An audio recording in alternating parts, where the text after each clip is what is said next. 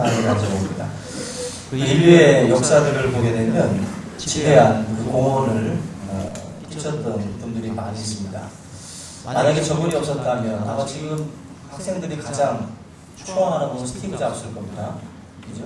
이 아이폰이라든지 스마트폰을 내 손에 쥐어주신 분, 신적인 존재죠. 아마 이런 분들이 없었다면 내 인생이 얼마나 재미없고 쓸쓸했을까, 그렇게 생각을 하겠죠.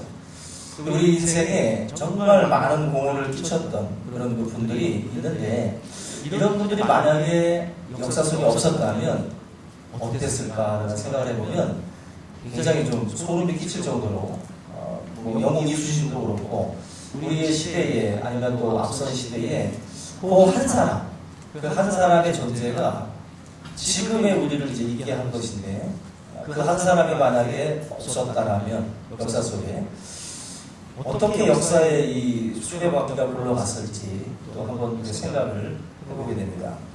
근데 모든 그 공헌을 했던 분들의 공통점 중에 하나가 보면은 자기 희생이라는 것입니다. 뭐 어떤 그 흔적을 남겼든지, 역사 속에 이런 흔적들을 남겼던 분들은 항상 자기를 희생해서 자기의 가장 소중한 것들을 희생하면서까지도 그 일들을 이루어갑니다. 경제, 정치, 각 분야에서, 문학이든 모든 분야에서 어떤 흔적을 남기신 분들은 반드시 희생이 있었어요. 그들의 피가, 그들의 수고에 땀이 있었기 때문에 그런 열매들이 항상 맺어지게 됩니다. 우리가 학교 다닐 때 배웠던 그 제너라고 하는 분이 있습니다. 1798년에 이 젖소에서 천연두의 이 면역성을 가진 이 우두를 발견하게 되는데, 그것을 사람들에게 주사를 하면 천연두 면역성이 생긴다라고 하는 이거 자체를 이분이 이제 학회에 보고를 하게 되는데, 시골뜨기 의사의 이런 그 보고에 대해서 대부분의 의학계는 다 조롱과 멸시로 일관을 합니다. 여기에 대해서 이제 이 제너가 자기 자신의 어떤 이런 실험에 대해서 설득을 하기 위해서 여러 가지 얘기를 했죠. 뭐 얼마 전에 한 사람에게 실험을 했지만 성공한 것을 보지 않았느냐. 그러니까 한 사람의 실험을 가지고는 불충분하다는 거죠. 근데 또 이분이 뭐 23명이라고 하는 여러 실험 대상자들을 대상으로 해서 또 실험을 해서 또 결과를 도출해냈어요. 그렇지만 거기에 대해서도 학회에서는 인정을 하지 않았습니다. 그런데 마지막으로 이 제너가 했던 말이 있어요. 몇 달 전에 어느 사람에게 주소한 이 결과를 가지고는 인정하지 못했지만은 자기가 낳은 그 자식, 몇 개월 되지 않은 자기의 이 자식에게 실험한 결과에 대해서 보고를 합니다. 여기에 대해서 이제 학회가 술렁이면서 결국 이 제너의 실험을 이제 받아들이게 돼요. 다시 말하면 자기의 가장 소중한 자식을 실험 대상으로 삼았다는 것은 그만큼 확신을 했다는 거죠. 자기가 지금 실험하고 있는 이것에 대해서 그만큼 확신을 하기 때문에 이것을 어찌 보면은 실험 대상으로 삼아서 했다는 것입니다. 즉 거기에서 이제 결국 이 제너의 이 실험이 인정을 받게 됩니다. 결국 이 제너도 우리에게 이런 좋은 결과를 주기 위해서 자기 희생을 한 것이거든요. 자기 자식이라고 하는 소중한 존재까지도 결국 실험의 대상으로 삼아서 어떻게 보면 온 인류에게 좋은 그런 결과를 남겼던 겁니다. 우리의 삶을 두고 봐도 이런 식으로 모든 성공 뒤에는 이런 희생들이 있었어요. 희생들이. 뭐 멀리 가지 않고 우리 주위에 가까이에 있는 사람들만 봐도 성공 뒤에는 언제나 희생이 있습니다. 결코 희생이 없이 열매를 보는 사람들이 없다는 것입니다. 우리 인류 공헌의 최고의 극치는 바로 예수 그리스도인데, 예수 그리스도가 이 땅에 오셔서 우리에게 이루어놓은 결과는 뭐 제너의 이런 어떤 그러한 뭐 실험 결과라든지 뭐 스티브 잡스의 이런 뭐 스마트폰, 이것과는 비교할 수 없는 그런 결과죠. 한 사람들의 어떤 그 삶, 그리고 지옥에서 천국으로 옮겨지는, 사망에서 생명으로 옮겨지는 그 결과를 가지고 온 그러한 어떤 그 모습이기 때문에 다른 것과는 비교할 수 없는 그러한 예수 그리스도의 모습입니다. 예수님도 이 땅에 오셔서 많은 일을 이루었지만 그 일을 이루기까지는 희생이라는 게 있어요. 예수님의 희생은 뭐 두말할 것도 없고 그 결과를 우리에게 주기까지 예수님께서 하나님께서 우리를 이제 사용하시면서 가장 우리에게 요구했던 게 뭐냐면은 희생이에요. 희생. 하나님만 희생한 게 아닙니다. 예수님만 희생한 게 아니라 우리에게 이 구원의 결과를 주시기 위해서 수많은 희생을 주님이 요구했어요. 가장 큰 희생을 감당했던 사람 바로 마리아입니다.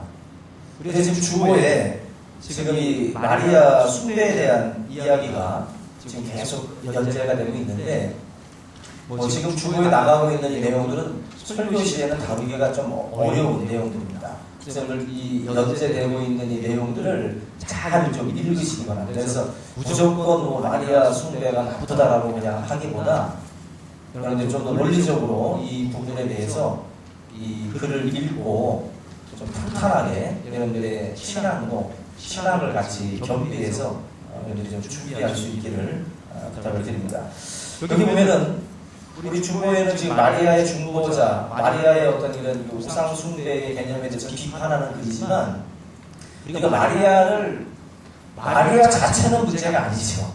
마리아를 숭배하는 신학이 문제지 마리아가 했던 그 희생과 삶에 대해서는 우리가 마땅히 존중하고 그 부분에 있어서 우리가 좀 배울 부분들이 많이 있습니다. 그래서 오늘 저와 여러분들이 가장 중심에 있는 주님이 이 땅에 오시기까지 가장 큰 희생을 감당했던 이 마리아에 대해서 좀 같이 살펴보도록 하겠습니다.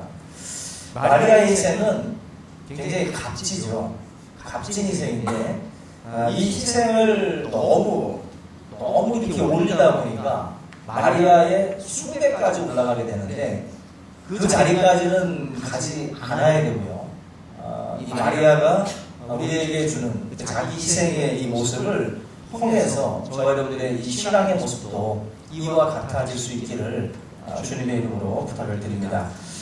그 마리아의 희생이 얼마나 어려웠는지는 이 누가복음 1장을 이렇게 읽다 보면 느낄 수가 있어요. 뭐냐면 이 하나님의 심부름꾼인 천사 가브리엘이 마리아에게 수태고지를 알려주기 위해서 방문을 합니다. 이제 당신 이제 잉태하게 된다라고 하는 이 이야기를 하기 위해서 가브리엘이 오게 되는데 요셉이라고 하는 청년과 약혼을 한 마리아거든요. 이 마리아에게 이 수태고지를 알려준다는 것은 쉬운 일이 아니에요. 만약에 결혼한 두 사람에게 너희들 곧 자녀 생길 것이다 이렇게 말해주면 괜찮죠. 그런데 지금 마리아는 요셉과 정혼만 했지 한 방을 쓴 적도 없는데 아이를 낳았다라고 하는 이 수태고지를 알려줘야 되는 거예요. 굉장히 이게 좀 충격적인 소식이죠. 그러다 보니까 느낌이 28절부터 30절 말씀을 보시면 이 수태고지를 알려주는 가브리엘 천사가 뜸을 들여요. 그러니까 가브리엘 천사도 망설여요. 뭔가 이렇게 좀 뜸을 들이면서 그 수태고지 사건을 서서히 꺼냅니다. 우리가 뭐 말하기 쉬운 얘기는 그냥 본론부터 확 나가죠. 그죠? 본론부터 확 나가는데 말하기 어려운 내용들은 계속 말을 돌립니다. 말을 돌리다가 나중에 이제 그 말을 꺼내게 되는데 가브리엘 천사가 바로 그런 느낌을 받아요. 이 본문 말씀 보시면은 놀라움, 무서움, 평안 그런 감성적인 이 단어들이 나오고 있습니다. 천사를 대면했을 때 마리아도 무척 놀랐고 무서워합니다. 이 천사가 전하려고 했던 이 수태고지 사건 자체가 마리아에게 근심을 안겨주는 그런 충분한 내용이거든요. 그러다 보니 이 내용 자체를 굉장히 뜸을 들이면서 말을 하고 있습니다. 28절을 보시면 이렇게 말씀을 해요. 그에게 들어가 이르되 은혜를 받은 자여 평안할지어다. 주께서 너와 함께 하시도다. 본론이 없죠. 그리고 천녀가 그 말을 듣고 놀라 이런 인사가 어찌함인가 생각하며 천사가 이르되 마리아여 무서워하지 말라. 네가 하나님께 은혜를 입었느니라. 여기까지 나가는 게, 그러니까 이 보라, 네가 잉태하여 아들을 낳는다라고 31절 말씀이 나오기까지 이 가브리엘도 참 마리아에게 있어서는 굉장한 충격적인 소식이거든요. 이거는 어떤 소식이냐면은 잘못하면 너 죽을 수도 있다라는 거거든요. 잘못하면. 이 소녀 마리아에게 있어서는 이 잉태에 대한 이 이야기는 너가 아기를 가지고 해서 단순히 임산부가 되는 차원이 아니라 정원한 처녀가 한 방도 안 했는데 임신을 하게 되면 그 당시에는 돌로 맞아 죽을 수 있는 상황이거든요. 이 수태고지는 마리아의 입장에서 볼 때는 굉장히 받아들이기 어려운 것이고 신부름꾼으로 한 이 가브리엘 천사도 말하기가 어려운 부분이에요. 그러나 이 부분에 대해서 이야기를 하게 됩니다. 우리에게는 큰 기쁨의 좋은 소식이지만 마리아에게는 사형 선고입니다. 이거는 우리에겐 좋아요. 그러나 마리아 입장에서는 좋은 소식이 아닙니다. 이거는 상당히 두려운 말씀이 돼요. 두려운 말씀. 그러나 이 말씀에 대해서 마리아가 받아들입니다. 마리아의 입장에서는 어려운 이야기지만 이 희생이라는 것은 그래서 희생이라는 것은 결단하는 사람들이 하는 것입니다. 희생은 절대로 그냥 하는 게 아니에요. 지금 이 마리아 같은 경우도 자기가 아기를 가지고 위해서 커다란 희생이 있다라고 하는 것을 충분히 예상할 수 있습니다. 그럼에도 불구하고 결단을 내리죠. 그리고 이것이 그대로 이루어질 줄로 믿는다. 마리아의 고백입니다. 38절 마지막 절 보시면 마리아가 이르되 주의 여종이오니 말씀대로 내게 이루어지이다. 이 말이 무슨 말인지도 모르고 만약에 이 말을 했다면 나중에 울고 불고 난리가 났겠죠. 그렇지만 이 말은 마리아가 자기 희생에 대해서 결단한 거예요. 자기 희생에 대해서. 자기가 예수 그리스도의 구원의 역사를 위해서 자기의 삶을 포기한 거죠. 어찌 보면 내가 죽으면 죽으리다라고 하는 그 작정을 하고 이 말씀을 받아들였다는 것입니다. 사실 예수님의 이 동정녀 이 탄생 이 이야기 속에 이 그려지고 있는 이 마리아의 모습은 한 여인의 어떤 그런 모습을 보여주고 있는데 여자는 한 아기를 탄생시킬 때 제가 이번에도 경험을 했지만 우리 집사님들 이야기를 들어봐도 아기를 낳는다는 것은 죽음을 각오하는 거더라고요. 하나의 탄생은 하나의 죽음과도 맞바꿀 정도로 위험한 일이에요. 그래서 여자들이 아이를 낳는다는 것은 생명을 거는 겁니다. 우리 집사님들 얘기 들어보면 아기를 낳고 나서 하나도 못 드시고 몇 년, 1년이고 계속 굉장히 고통스럽게 지내시는 분들도 있고 출산 과정에서 죽음을 경험한 그런 분들도 있고 굉장히 많은 희생들이 따라오는데 그래서 우리가 여자와 어머니는 다르다고 그러죠. 여자는 여자예요. 근데 여자가 어머니가 되려면 자기 희생이 따라요. 자기 희생이 따른 사람만이 어머니가 되더라고요. 저도 나올 때 안 나와가지고 기계로 뺐다고 하더라고요. 여러분들 중에도 아마 어지간히 속속에다 나온 분들이 있을 겁니다. 자기 희생이라고 하는 것이 있어야 어머니가 돼요. 근데 이 마리아 같은 경우는 출산의 고통만이 아니라 뭐가 있냐면은 소녀로서 압박이 있는 거예요. 임신하고 배부르고 부러질 때 얼마나 많은 사람들이 멸시하고 조롱하고 또 심지어는 돌에 맞아 죽을 위험도 있었던 상황입니다. 그러니까 엄청난 압박이 있는 거예요. 마리아는 일반 어머니의 어떤 그 희생 정도가 아니라 더 큰 희생을 요구받는 그 자리에 이 마리아가 있었던 것입니다. 여러분들 우리가 이 마리아라고 하는 이 사람을 카톨릭에서 우상 숭배하기 때문에 좀 문제시되고 있긴 하지만은 마리아라고 하는 이 여인이 감당을 했던 이 희생, 자기 희생의 이 부분에 대해서는 놓치지 말아야 됩니다. 이 부분에 대해서는 우리의 삶을 두고 우리가 배워야 할 부분이라고 생각이 됩니다. 예수님께서 이 땅에 오시는 이 과정 자체가 희생이죠. 이 희생.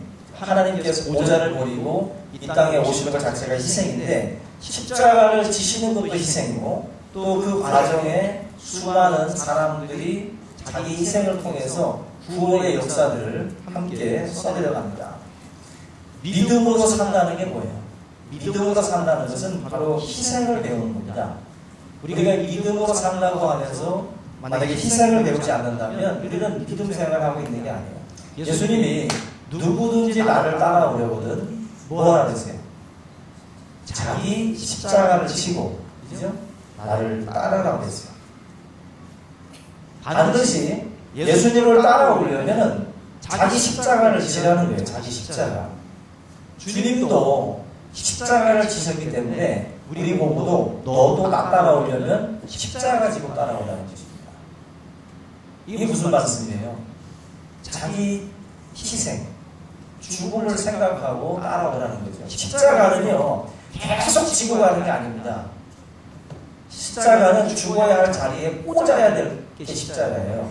너가 나를 따라오다가 너가 죽어야 할 곳에서 기꺼이 죽어라. 그게 십자가예요. 계속 들고 가라는 게 아니에요. 죽어야 할 때도 네가 못 내려놓습니다. 안 죽고 또 들고 가고 또 안 죽고 들고 가고 언젠가 우리가 죽어야 할 자리, 내 자기 희생이 요구되는 그 자리에서 주님은 그 십자가를 내려놓으라는 거죠. 내가 갈보리 언덕에서 십자가에 올라갔던 것처럼 너도 언젠가 올라가야 할 자리가 있으면 그때 그 십자가로 올라가라는 거예요. 그게 주님을 따라가는 자들이 가져야 될 마음의 준비입니다. 여러분들이 바로 이 마리아는 그런 점에서 주님이 걸어간 그 희생의 길을 먼저 어머니로서 보여주고 있어요. 십자가를 지는 거죠. 십자가. 우리가 이 희생이라고 하는 것은 이 카푸치노 이 거품처럼 이렇게 달콤하고 그렇게 부드러운 게 아닙니다. 근데 그 베스킨라빈스 31가지 그 아이스크림 이 맛 중에 쓰리 쓴 맛이 있어요? 골라먹는 재미가 있는데 누가 쓴 걸 모르겠어요. 없잖아요. 희생이라는 것은요, 절대로 우리가 고르지 않습니다. 대부분의 사람들은 이 희생을 원치 않아요. 결국 믿음의 눈을 뜨고 하나님의 말씀에 대해서 우리가 믿는 사람들만이 하나님께서 요구하시는 이 희생의 자리에서 그걸 선택을 할 수가 있어요. 그러지 않고 우리가 만약에 이 길을 우리가 포기한다면 십자가 없이는 뭐가 없어요? 영광이 없죠. 노크로스 노크라고요. 절대로 십자가 없이 영광 없습니다. 우리의 삶에 희생을 요구하시는 것은 영광을 우리에게 주기 위함이에요. 잠시 잠깐의 고난이 장차 임할 영광과 좋게 비교할 수 없다고 말씀을 합니다. 마리아에게도 심한 압박이었지만 예수님에게도 심한 압박이었지만 나중에 그 마리아와 예수님에게 영광이 있죠. 영광이. 저와 여러분들의 삶에 이런 매력이 없어 보이는 덕목입니다. 희생이라는 것은. 그러나 저와 여러분들이 이것을 선택을 할 때 우리에게 큰 영광이 따라오게 될 줄로 믿습니다. 큰 소리로 아멘. 너무 작아요. 복 얘기를 해야 아멘이 크지. 이 자기 희생, 리더가 되고 지도자가 된다는 거, 이번에 새롭게 임원되신 분들 돈 있어서 뽑은 게 아니고 잘나서 뽑은 게 아니라 희생하라고 뽑은 거예요. 아마 회원들이 너 정도면 희생할 수 있겠다. 자기들은 못하겠으니까 여러분들 보고 희생하라고 세운 겁니다. 보기 좋게 희생하셔야 돼요. 보기 좋게 희생해서 보기 좋게 희생한 사람이 영광이 있다는 것을 알게 해야 돼요. 하나님의 일꾼이 된다는 것을 터무시하고 뒤로 빠지는 사람들 많습니다. 영광을 모르는 거예요. 하나님 앞에 여러분들이 힘들게 걸어간 그 길에 영광이 있어요. 나가기 싫다고 네가 하라고 던져준 것, 그게 금이라면 던져주겠어요? 금이라고 못 보니까 던져주는 거예요. 너나 하라고. 그러나 여러분 그게 금입니다. 그게 금이에요. 그걸 붙잡으셔야 돼요. 그걸. 십자가가 영광입니다. 마리아에게 던져주는 게 금이에요. 그게 아무나 던져주는 게 아닙니다. 그걸 여러분들이 받았을 때 거기에 영광이 있어요. 희생하셔야 됩니다. 자기 억지로 누가 줬든지 간에 내 어깨에 어차피 올라온 그 십자가 달리게 지고 가세요. 그리고 죽어야 할 자리에 기꺼이 여러분들이 죽을 때 하나님의 제자들을 통해서 영광을 받으실 줄로 믿습니다. 한국의 슈바이처라고 불리는 장기려 박사가 있어요. 이 장기려 박사가 그 평생을 가난한 환자들을 위해서 의술을 베풀었는데 그러다 보니까 이제 가정 형편이 어려웠습니다. 돈을 버는데 의술을 쓴 게 아니라 베풀다 보니까 좀 못 살았어요. 이분에게 어려운 사람들이 많이 와서 도움을 받았는데 하루는 우리가 잘 아는 그 춘원 이광수라는 분이 오셔가지고 장기려 박사에게 치료를 받았습니다. 입원에 있는 동안 가만히 옆에서 지켜보니까 이 장기려 박사가 너무 간단한 사람들한테 그냥 무료로다가 막 시술을 해주는 걸 보니까 기가 안 차는 거예요. 이 이광수 씨가 이런 말을 했다고 합니다. 장 박사, 내가 생각하기에는 당신은 바보 아니면 성자야. 바보 아니면 성자야. 이때 이 장기려 박사가 대답을 어떻게 한다면은 바보처럼 성자처럼 겸손하고 성실하게 살고 싶은 게 내 소망이요. 바보처럼 성자처럼. 그리고 이분에게 찾아왔던 제자들에게도 나처럼 좀 살아가. 나를 좀 본받으라고 말했대요. 그때 제자들이 선생님 본받으면 바보 되는데요. 그러나 바보라는 소리를 들으면 성공한 거다라고 우리가 대답을 해줬다고 합니다. 바보로 살면 성공한 것이다. 지금 우리의 삶에 많은 사람들이요 바보가 되려고 하지 않습니다. 하지만 자기 희생이라고 하는 이 길을 선택하고 걸어가는 사람들에 대해서 바보라고 생각을 해요. 너 것 찾지 못하고 너를 위해서 준비하지 못하고 자기 희생을 하는 존재들에 대해서 바보라는 소리들을 많이 합니다. 그러나 장기려 박사가 걸어간 길이라든지 또 바울이나 또 예수님이나 마리아가 걸어간 길은 그 바보 소리를 들어도 좋다는 거죠. 바보 소리를. 그 찬양에도 있잖아요. 그 바보라는 소리를 들어도 좋죠. 하나님 앞에 저와 여러분들이 믿음으로 살아간다는 것은 어쩌면은 바보로 살아가는 거예요. 바보로. 어느 순간에는 내 것 챙기지 않고 내 것을 희생하는 그 바보가 될 때 하나님께서 그 사람의 인생을 통해서 기적을 일으키는 거예요. 성탄의 기적은 마리아의 희생으로 난 겁니다. 바보 같은 그것을 수용했기 때문에 이루어진 거예요. 여러분들과 저의 삶에 기적이 없는 것은 어쩌면 내 자신이 너무 바보로 사는 것을 두려워하고 바보로 사는 것에 대해서 자꾸 우리가 터부시하게 됩니다. 우리의 삶에 이런 기적이 없는 이유 바로 너무 똑똑해서 그렇습니다. 너무 머리가 잘 굴러가서 머리가 하나님 앞에 어쩔 때는 머리는 굴러가지만 거기까지 안 굴리려고 노력을 하셔야 돼요. 너무 머리가 돌아가는 소리가 들리면 군대에서도 혼납니다. 고참들한테. 우리의 삶에 하나님 앞에 머리 굴리는 소리 들으면 안 돼요. 바보라는 소리를 듣는 한이 있더라도 하나님 말씀이라면 그것을 받아들일 준비가 되어 있어야 됩니다. 그때 하나님께서 저와 여러분들의 인생을 통해서 사용하실 줄 믿습니다. 예전에는요, 나는 박사다 그러면 사람들이 막 따라한다고 그러죠. 나는 박사다. 박사하기에 막 사람들이 막 따라가죠. 요즘에는 누굴 따라가는지 아세요? 나 박사다 해야 따라간다. 나 박사다. 박사면 바보인 줄 알잖아요. 그죠? 누구를 위해서 자기의 것을 희생하는 사람들 보면은 바보라고 생각을 하고 계속 이렇게 따라가기 바라는 사람도 있죠. 자기는 진짜 하구나 그런 거 안 하고. 그래서 우리의 삶에 자기 희생이라고 하는 이 자체가 얼마나 귀한 우리의 덕목인지 몰라요. 예수님의 구원도 이 작은 희생들이 합쳐져서 이루어 놓은 기적입니다. 이 성탄의 기적이 여러분들의 삶에도 이어지기 위해서는 아마 이런 자기 희생을 우리가 각오해야 할 것입니다. 우리가 이런 준비를 가지고 하나님 앞에 우리가 십자가를 지고 따라간다면 저와 여러분들의 가정에도 놀라운 기적들이 나타나게 될 줄로 믿습니다. 다 같이 오늘 말씀을 붙들고 함께 통성으로 기도하겠습니다.